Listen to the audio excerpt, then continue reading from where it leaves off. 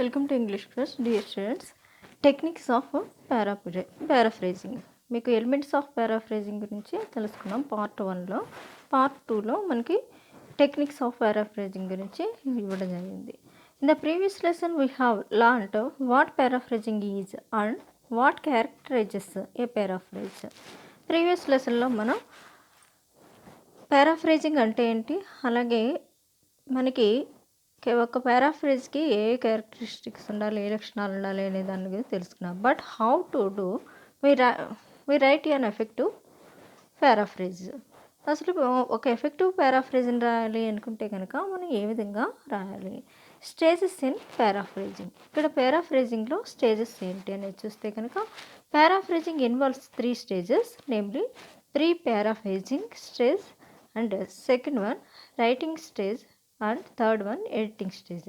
The first stage involves pre paraphrasing అనేది ఏమి ఇక్కడ ఇన్వాల్వ్ అవుతుందంటే ఈ reading a text poem and understanding its central idea or theme. ఒక టెక్స్ట్ని కానీ లేకపోతే ఒక పోయమ్ని కానీ రీడింగ్ చేయడం, దాన్ని అర్థం చేసుకోవడం, దాంట్లో ఉండేటటువంటి సెంట్రల్ ఐడియా ఏంటి, దాని యొక్క థీమ్ ఏంటి అనే దాన్ని మనం అర్థం చేసుకోవడం అనేది అవసరం. Noting down the main idea and supporting ideas if any.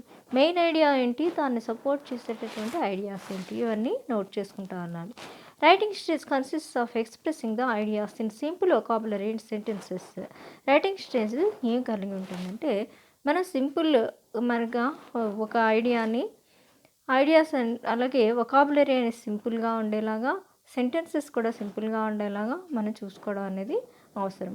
Finally write up is looked at for any ungrammatical sentences and proofreading errors and corrected. ఫైనల్గా చేసేది ఏంటి, మనకి ఎక్కడైనా అన్గ్రామటికల్ సెంటెన్సెస్ ఉన్నాయా, తప్పులు ఏమైనా ఉన్నాయా గ్రామటికల్గా, అలాగే ప్రూఫ్ అనేది మనకి ఒకసారి తప్పులు అవన్నీ చూసుకొని కరెక్ట్ చేసుకోవడం, ఇదంతా కూడా చేయడం అనేది final stage.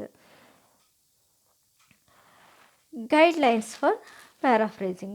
Some of the guidelines for paraphrasing, either a text or a poem, are as follows. Read the poem passage slowly and carefully, understand its central idea.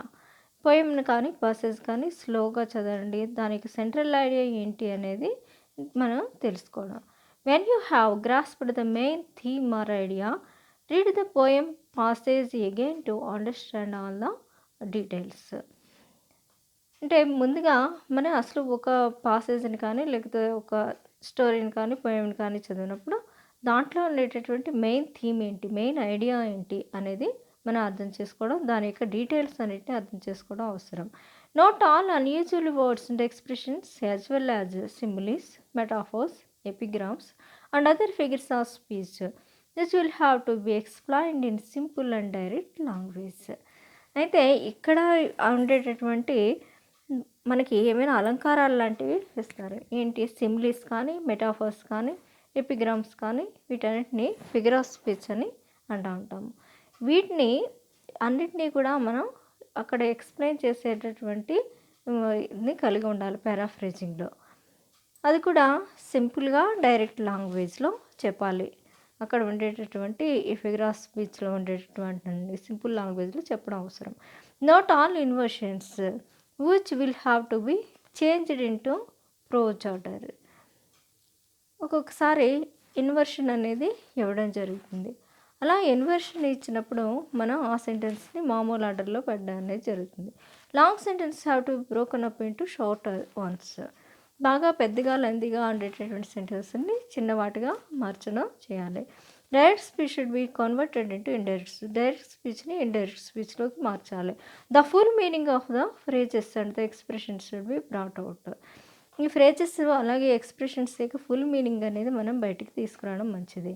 C whether sentences have to be rearranged in order to make the meaning clear. అంటే ఇక్కడ sentences అనేవి ఏమున్నాయి, ఆ sentence యొక్క meaning అనేది మనం ఒకే ఆర్డర్లోని arrange చేయడం అనేది స్పష్టంగా అర్థం కావడం కోసం చేయాలి. Also whether there is any repetition of thoughts which will have to be avoided or removed. ఏవైనా రిపీట్ చేస్తుంటే సెంటెన్స్లు కానీ థాట్లు కానీ మనం వాటిని తిరిగి రిమూవ్ చేసి ఆ సెంటెన్స్ని మనం ఎక్కువసార్లు రిపీషన్ లేకుండా చూసుకోవాలి. Change rhetorical questions and addresses into plain statements. అంటే ఇక్కడ రిటారికల్ క్వశ్చన్స్ అంటే ఫ్రీక్వెంట్లీ ఎక్స్ప్రెస్డ్ క్వశ్చన్స్ మనం రిటారికల్ క్వశ్చన్స్ అని అంటాము. వాటిని మనం ఏం చేయమంటున్నాడు, ప్లెయిన్ స్టేట్మెంట్గా మార్చమని చెప్తున్నాడు. The phrases should be return in your own words but every word in the original did not be changed. అయితే ఫ్రేజెస్ అనేవి మనం ఓన్ వర్డ్స్ని రాయడం అనేది మంచిది. అలాగని ఈచ్ అండ్ ఎవరీ వర్డ్ని మార్చాల్సిన అవసరం లేదు. టెక్నికల్గా ఉండేటటువంటి అలాగే difficult and unusual and obscure words should be changed into simple. ఇక్కడ ఏవైతే కష్టంగా ఉంటాయో కొన్ని టెక్నికల్ టర్మ్స్ అనేవి ఉంటాయో అలాంటి కొన్ని వర్డ్స్ కష్టంగా ఉండే వాటిని మాత్రమే మనం సింపుల్గా మనం మారుస్తాము. వీటిని ఆర్డినరీ వర్డ్స్గా మార్చడం జరుగుతుంది. If you are writing the paraphrase in indirect speech and you begin with the words the poet says, you don't repeat the words or their variants like the poet adds and the poet further says. అంటే కొన్ని రకాలను paraphrase చేసేటప్పుడు indirect స్పీచ్లో కొన్ని words అనేవి ఈ వర్డ్స్ని మళ్ళీ రిపీట్గా చేసి రావాల్సినటువంటి పని లేదు. ఏమిటంటే ద పోయిట్ సేస్ అని కానీ ద పోయిట్ యాడ్స్ అని కానీ ద పోయిట్ ఫర్దర్ సేస్ అని వీటిని రిపీట్ చేయొద్దు. As far as the length is concerned there are no limits stated. అయితే ఇక్కడ మనకి లిమిట్ అనేది ఏమీ చెప్పబడలేదు. Normally the prose passage is longer than the piece of poetry that has been paraphrased. అయితే నార్మల్గా ద ప్రోజ్ పాసేజ్ అనేది ఏ విధంగా ఉంటుందంటే మనకి పోయిటరీ లేకపోతే మనకి వీటన్నిటికంటే కూడా కొంచెం పారాఫ్రైజ్ చేసింది చిన్నగా ఏముండదు. ఒరిజినల్ దానికంటే కొంచెం పెద్దగానే లెందీగానే కనిపిస్తూ ఉంటుంది. The regularity of the rhythm of the poetry should be modified into the irregular rhythm of the prose. అయితే ఇక్కడ మనకి రెగ్యులర్గా పోయిటరీలో రిథమ్ అనేది ఉంటుంది. అలాగే మనకి అది ఎలా ఉంటుందంటే ఇర్రెగ్యులర్గా మారడం, ప్రోజ్లోకి వెళ్ళేసరికి ఇర్రెగ్యులర్గా మారుతుంది. అలాగే పొయిటిక్ ఇక్కడ వొకాబులరీ ఏదైతే ఉందో అది కూడా ప్రోజ్ కన్స్ట్రక్షన్లోకి వస్తుంది. Useful verbs connecting words and explanations which have been omitted in the poem should be supplied. అలాగే ఉపయోగకరమైనటువంటి వర్డ్స్ కానీ లేకపోతే కనెక్టింగ్ వర్డ్స్ కానీ ఇవన్నీ ఎక్స్ప్లెనేషన్ కానీ ఏవైతే ఉంటాయో అవన్నీ కూడా మనకి అక్కడ వదిలివేయడం అనేది జరుగుతుంది.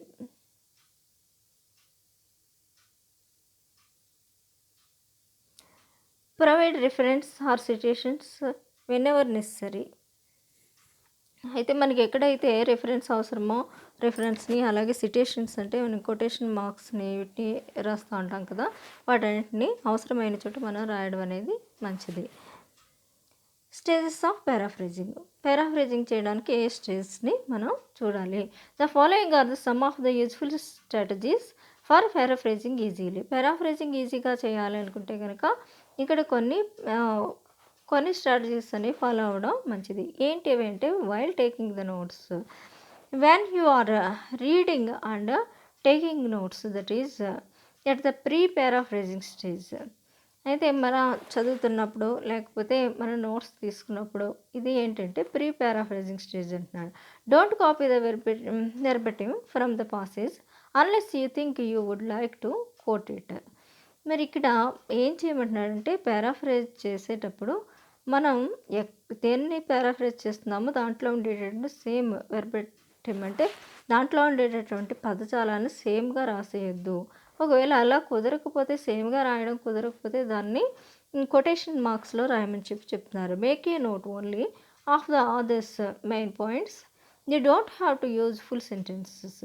నేను ఆథర్ రాసింది మొత్తం అంతా రాయని అవసరం లేదు, కొంచెం మన అందులో ఉండేటటువంటి ముఖ్యమైనటువంటి పాయింట్ ఏంటో రాస్తే సరిపోతుంది. If your notes you can start translating the original text into your own notes. Keep in mind that your notes are original idea. ఇక్కడ చూడండి. మనం ఒక నోట్స్‌ని కానీ, లేకపోతే ఏదో ఒరిజినల్ టెక్స్ట్‌ని కానీ, మన యొక్క ఓన్ వర్డ్స్‌లో రాస్తున్నాం అనుకున్నప్పుడు, ఒక విషయాన్ని మాత్రం గుర్తుపెట్టుకోండి. ఏంటి? అది ఒరిజినల్ నోట్స్‌లో ఉండేటటువంటి ఒరిజినల్ ఐడియాని మిస్ అవ్వకుండా మీరు రాయాలి. Make sure to note down the sources and the pages numbers in the source. మనకి అక్కడ సోర్స్‌లో ఏమైతే ఇచ్చారో, ఆ దాంట్లో ఉండేటటువంటి పేజ్ నంబర్స్, ఆ సోర్స్ అనేది ఏదైతే ఉంటుందో దాన్ని ఒకసారి మీరు గుర్తుపెట్టుకొని, దృష్టిలో పెట్టుకొని రాయండి. Which you can make a proper reference to while writing the paraphrase. ఆ విధంగా చేస్తే మీరు పారాఫ్రేజ్ చేసినప్పుడు పేజ్ టు పేజ్ అర్థం మారకుండా ఉండడం అనేది జరుగుతుంది. While writing. While writing relay on your notes rather than on original work. అయితే రాసేటప్పుడు మీరు ఏ విధంగా రాస్తారంటే, ఒరిజినల్ వర్క్‌కి వేరే కాకుండా మనం ఒరిజినాలిటీని పోకుండా రాయాలి. You will find it much easier to avoid the others words and sentences. అయితే మనం ఆథర్ ఉపయోగించినటువంటి వర్డ్స్‌కి బదులుగా సేమ్ మీనింగ్ ఇచ్చేటటువంటి వర్డ్స్‌ని వాడతాం కనుక, అక్కడ మనకి ఏమవుతుందంటే అర్థం అనేది మారకుండా ఉంటుంది. Convert the theme ideas from your notes into complete grammatical sentences. తర్వాత మీ యొక్క నోట్స్ని తీసుకుని ఆ నోట్స్ని కంప్లీట్గా గ్రామటికల్గా మీనింగ్ ఉండేలాగా మీరు రాయాలి. Given a reference of the source when ever necessary. అవసరమైనప్పుడు నేను పలానా సోర్స్ నుంచి తీసుకుని నేను పారాఫ్రేజ్ రాశానని చెప్పడానికి నేను ఆ రిఫరెన్స్ని కూడా ఇవ్వచ్చు. You may have to use synonyms different parts of speech, indirect speech, different voice, active and passive voice and different sentence structures. అయితే మనకి సినానిమ్స్ కానీ, లేకపోతే డిఫరెంట్ పార్ట్స్ ఆఫ్ స్పీచ్ కానీ, ఇండైరెక్ట్ స్పీచ్ కానీ, దాన్ని యాక్టివ్ పాసివ్ వాయిస్ కానీ, ఇవన్నీ కూడా మనకి డిఫరెంట్ సెంటెన్స్ స్ట్రక్చర్స్ కానీ ఇవన్నీ యూజ్ చేయొచ్చు. ఆఫ్టర్ రైటింగ్ చేసాము. ప్రీ రైటింగ్ అయింది, వైల్ రైటింగ్ అయింది 2 స్టేజెస్లో. మరి థర్డ్ వన్ ఆఫ్టర్ రైటింగ్ రాసిన తర్వాత ఏం చేయాలి? Look the original text again. ఒకసారి ఒరిజినల్ టెక్స్ట్ని మళ్ళీ చూడమంటున్నాడు. Ensure that your paraphrase is యాక్యురేట్గా ఉందంటే సరిగ్గా ఉందా లేదా మీ పారాఫ్రేజ్ అనేది చూడమంటే. Ensure that you have paraphrased all the ideas in your own words. ఇందులో ఉండేటటువంటి అన్ని ఐడియాస్ని కూడా మన యొక్క ఓన్ వర్డ్స్లో రాయడం అనేది చెప్పండి. Correct ungrammatical sentences, spelling errors. మీరు అన్గ్రామటికల్గా కానీ స్పెల్లింగ్ ఎర్రర్స్ కానీ ఏమైనా ఉంటే వాటిని మనం కరెక్ట్ చేసి రాయడం అనేది మంచిది. Thank you. Please like, share, subscribe and English quest.